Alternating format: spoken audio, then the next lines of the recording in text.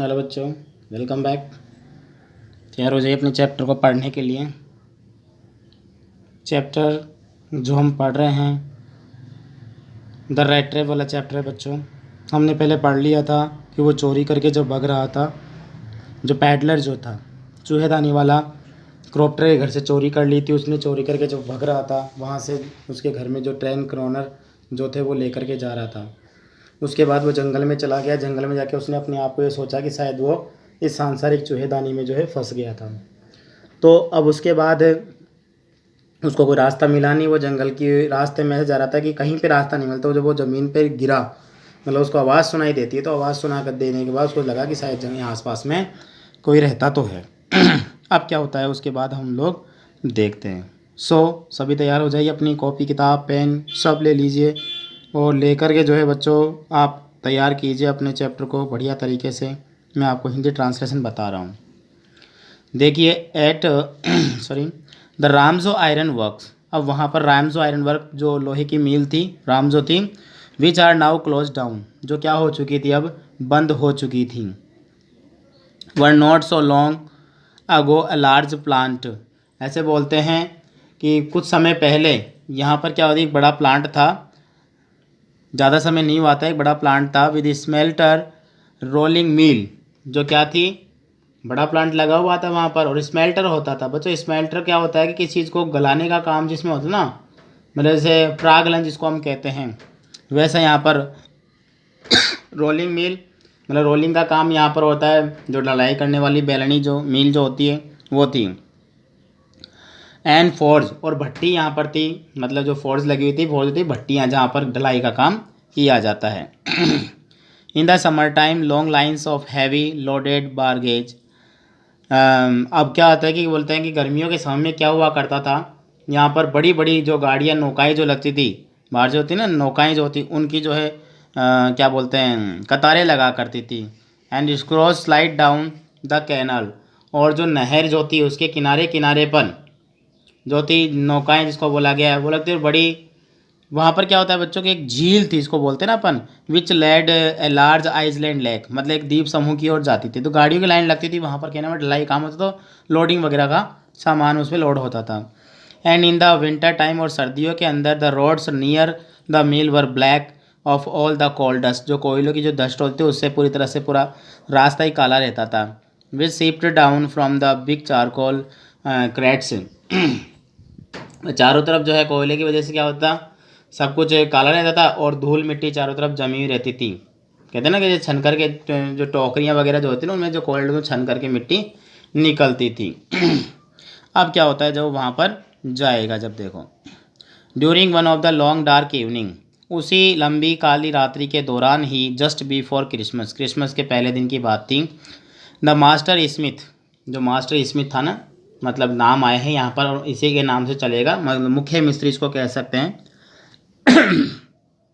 And his helper set the dark forge, अब वो क्या थे, एक अंधेरे के अंदर जो भट्टी लगी हुई थी, एक ढलाई कर रहे थे, मतलब अंधेरे में बैठ करके ढलाई का काम, या ढलाई कर भी कह सकते हो, वहाँ पर बैठे बैठे ढलाई का काम कर रहे थे। ये the furnace waiting for the pig iron, अब जो पिग आयरन होता है बच्चों कच्चा लोहा, जो कच्चा लोहा होता है वो उसका इंतज़ार कर रहे थे। वहाँ बैठे बैठे मतलब भट्टी के पास बैठ गए और बैठने के बाद में जो व्यक्ति कोई पिग आयरन जो लेकर के लाएगा, पिग आयरन था कच्चा लोहा, वो लेकर के आएगा तो उसकी ढलाई करेंगे। तब क्या होता है, which had been put in the fire, जिसको आग में उनको डालना था। Be ready to put on the anvil, जो ढलाई के लिए बिल्कुल तैयार हो चुका था, एनविल तो ढलाई। एवरी नाउ एंड देन और one of them got up to steer the glowing mask with their long iron bar, अब सभी ने क्या कर रखा था, सभी जो वहाँ पर लोग थे वहाँ पर मतलब क्या कहते हैं कि जैसे अपन बोलते हैं ना, एक लंबी सी लोहे की लकड़ी रखते थे, आयरन रोड होती थी वो रखते थे और बार बार खड़े होते थे और उसको क्या करना, जो था ना लोहा होता है उसको पलटना पड़ता था, कुरेदना पड़ता था उसको, जो है iron bar returning in the few moments, dripping with the perspiration through as was the custom, जैसा कि उनका एक नियम हुआ करता था कि बार बार जो है उसको लोहे को जो है इधर उधर से मतलब हिलाना, जिसका मतलब वो घोलना होता है ना, जो ढलाई करते समय घोल जो हम करते हैं वो घोल उनको करना पड़ता था। कहने का मतलब समझ गए आप सभी जो मैं बताना चाह रहा हूँ कि कच्चा लोहा लेके तो ढलाई करते थे और स्टीयर जो होता था उसको खुरेदना पड़ता था। और ग्लोइंग जो होता है मतलब जिसको शाइनिंग चमकाने के लिए जो मास होता है ना, यानी मास जो बोलते हैं बड़ा सा लोहे का जो पिंड बोल सकते हो, उसको बार बार जो है उनको खुरेदना पड़ता था। और नाउ एंड एवरी देन मतलब कभी बीच बीच के अंदर जो है उसको टपकना, जो लोहा जो है टपक ड्रिपिंग होती थी मतलब उसके अंदर, जैसा कि वहाँ की रिवाज बताता है कि इसे रिवाज थी वहाँ की कि जूते पहने होते हैं, मतलब कहते हैं ना जो उनकी शर्ट आगे आएगा उसके अंदर जो है जो शर्ट वगैरह वो पहने थे वो लंबी शर्ट हुआ करती थी, जो शर्ट थी ना ये वाला आगे आएगा देखो। Custom he war nothing but a long shirt and a pair of wooden shoes. वह ज़्यादा कुछ नहीं, एक लंबी सी शर्ट पहनते थे और लकड़ी वाले जो जूते होते वही वहाँ पर पहनते, इसके अलावा वो कुछ नहीं पहनते थे क्योंकि लोहे का काम होता था तो जूते मजबूत ज़रूरी थे। All the time there were many sounds to be heard in a fall. अब उस ढलाई फैक्ट्री में जो है बहुत सारी आवाज़ें जो है वो सुनाई देती थी। The big bellows a groan. अब बता रहे हैं यहाँ पर जो है कैसी कैसी आवाज़ आती है। बेलॉज जानते हो बच्चों, धोखनी बोलते हैं। धोखनी जानते हो, इक्विपमेंट होता है जो जलाने का काम ज़्यादा करता है। तो वहाँ पर बार बार के ढलाई घर में जो बहुत सारी आवाज़ें सुनाई देती जिसमें धोखनियाँ क्या करती थी, कौन घर करहाती हुई लगती थी। गौन होता है करहाना। And the burning coal cracks, और कोयलों के चरचर की कटकट की आवाज़ें आती थी। The fire boy shard charcoal into the मो ऑफ द फर्नेस। अब जो लड़का था वो क्या करता, सॉलिड डाला करता था भट्टी के मुंह में जो है वो कोयला डाला करता था।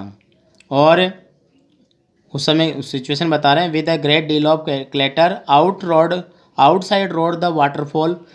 बाहर की ओर जो था एक वाटरफॉल था। वाटरफॉल जब जानते हैं पानी का फव्वारा जो होता है वैसा वो चल रहा था, मतलब आवाज़ें आ रही थी, भट्टी के मुंह में वो कोयला डाला था।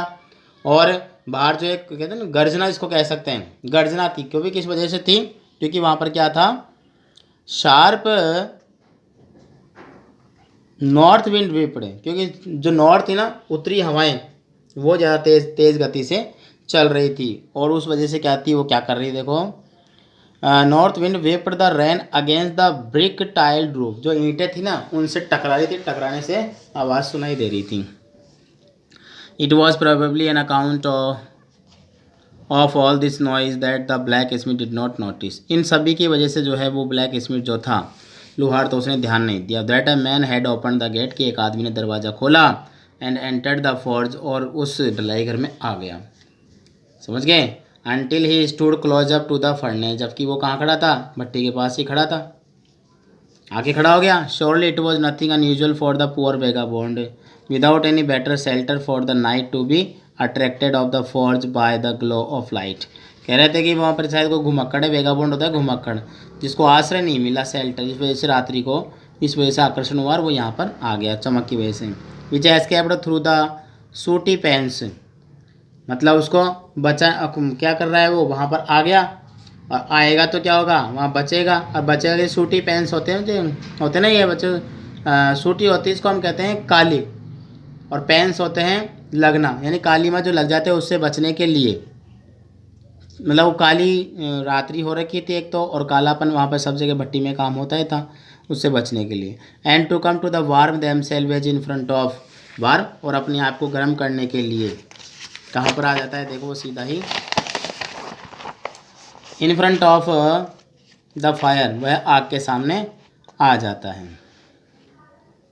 The blacksmith glanced only casually and the blacksmith जो था वो क्या था देखो, इनडिफरेंटली एट द इंट्रोड्यूर, मतलब बार बार जो है काम तो वो कर रहा था, अब बीच बीच में जो है उसको परेशानी नहीं हो इसलिए वो अपने काम में लगा हुआ था, कि ऐसा नहीं कि कोई भी आ गया, मतलब कहते हैं ना जैसे इनडिफरेंटली इसको कहते हैं कि निष्पक्ष तरीके से जो है कोई भी घुसपैठिया वहाँ पर आ गया उस पर वो ध्यान नहीं दे पा रहे, क्योंकि अपने काम में लगे हुए थे, कोई आकर्षक कोई उसको अट्रैक्ट नहीं कर पाया।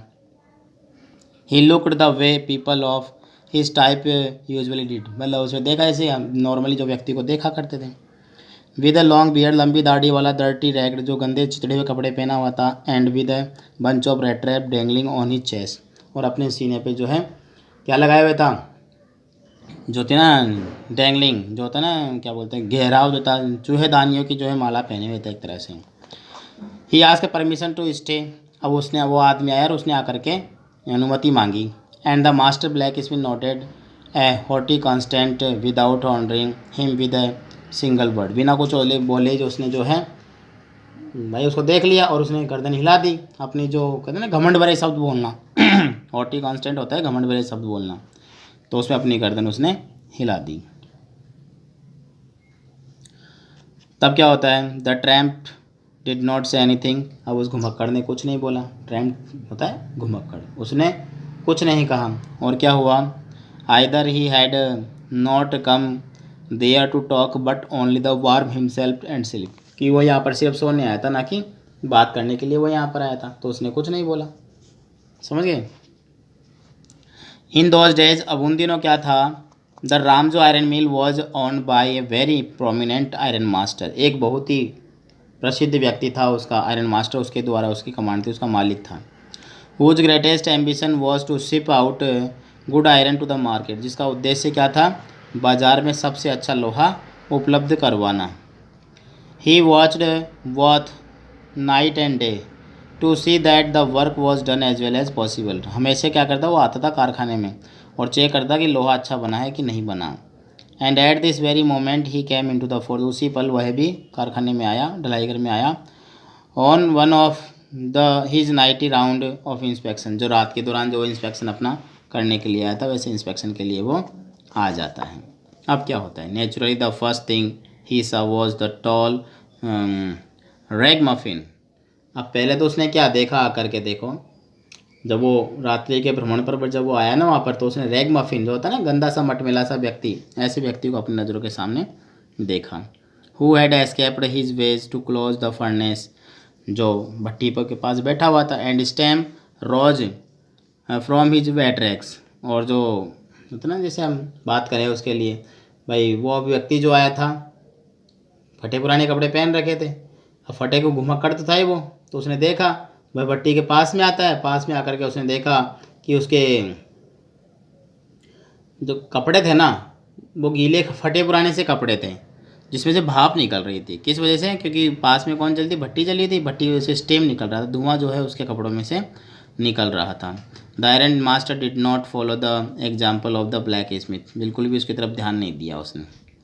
Who had heard that he hardly denied to look at the stranger. मतलब जो ध्यान नहीं दे पाया पूरी तरह से अजनबी के ऊपर। He walked close up to him. वह जो मालिक था उसके पास गया। लुकड हिम और वेरी केयरफुली, उसको जब देखा और बड़े ध्यान से, क्या बोलता है, then tore off his slouch hat and get a better view of his face. मतलब अपनी टोपी हटाई उसने और उसको देखने लग गया। जो व्यक्ति था ना, उसको बड़े बारीकी से वो देखने लग गया। अपनी टोपी हटा ली उसने। अब देखता तो क्या होता है, but of course it is you. किंतु क्या, मतलब सोच रहा अपने आप में, कह रहा है वो, क्या बोल रहा है, कहीं ऐसा तो नहीं लगता है कि तुम जो है Neil Soloff he said how do look, how you do look, कि तुम, मुझे ऐसे लगता है जैसे नील सोलॉफ, तुम तो नील सोलॉफ, उसको शब्द बोला और शब्द बोल कहता है कि तुम नील सोलॉफ तो नहीं हो। The man with the red trap had never before seen the iron master at Ramjo. अब रेड ट्रैप चूहेदानी वाले ने पहले उस आदमी को कभी देखा नहीं था। And did not even know what his name was. जो उसका नाम तो वो भी नहीं जानता था। But it occur to him that it the fine gentleman. ऐसा लग रहा था कि वो सभ्य आदमी था। Thought he was an old acquaintance. उसको लगा कि शायद कोई पुराना परिचित होगा। He might perhaps through him a couple of kroner. अब क्या, अचानक से खड़ा होता ना, उसको बोलते हैं, मतलब जैसे कोई व्यक्ति अचानक से खड़ा होकर के डर के मारे जैसे खड़ा हो जाए, और खड़ा होने के बाद में जो है कपल ऑफ क्रोनर जो शब्द आया अपने सामने, इसके लिए यही आया है कि उस आदमी ने देखा कि शायद कोई पैसा ले लेगा, वो पुराना परिचित है, शायद उसने कुछ पैसे दे दे। क्रोनर होता है ना, क्रोनर होता है पैसा, पहले भी आया था ये। Therefore he did not want to undeceive him at all once. और फिर हो सकता है कि उसने शायद उसके साथ धोखा दिया हो, या जैसे मालिक होता है ना, तो लोहार को जो ऐसे क्या हो रहा था, वो जो आया था ना उस समय, उसको शायद ऐसा लगे कि तुम्हें ऐसा नहीं करना चाहिए, कि उसको पैसा नहीं देना चाहिए था, मतलब कोई बात करने लग गया वो। नील सोलोप उसको समझा। नील सोलोप समझने के बाद में उसका कोई पुराना परिचित है, शायद ऐसा उसको ऐसा लगा कि शायद उसको कोई पैसा दे दे। इसलिए क्या हुआ कि वह उस मालिक, जो मालिक था ना, वो उस मालिक के लोहार था, उसके भ्रम को तुरंत ही क्या था, वह दूर नहीं करना चाहता कि ये मेरे को समझ रहा है तो समझने तो, इससे धोखा होगा। Yes God knows this gonna downhill with me he said. उसने बोला यस, हाँ, भगवान के लिए जो है मेरे साथ बहुत ही बुरा हुआ है। गोना डाउन हिल विद मी, मेरे साथ बहुत ही बुरा हुआ है। कंप्लीट कर लेते हैं इधर पेज को, ठीक है, फिर देखते हैं, ज़्यादा नहीं होगा। You should not have resign from the. अच्छा बच्चों, इसको देखो हम नेक्स्ट की लेंगे, क्योंकि यहाँ पर जो है बात करेगा तो उसको आगे हम बढ़ाएंगे। तब तक आप इसको रीड कीजिए। हमने जो पढ़ा है अभी तक वह कारखाने में गया है, कारखाने में सारे व्यक्तियों को देख करके बात कर रहा है कि सब अपने अपने काम में लगे हुए हैं। तब इसका मालिक आता है, उसने अनुमति मांग ली, लेकिन वो आयरन मास्टर था, उसने देखा नहीं। फिर ब्लैक स्मिथ जो आया था उसने पहचान कर उसको नील सोलोप उसका अपना दोस्त समझ लिया, और समझने के बाद जो है फिर आगे क्या होगा हम नेक्स्ट क्लास में देखेंगे। तब तक good day, goodbye. Okay, ready रहिए सब अगली क्लास के लिए। Thank you.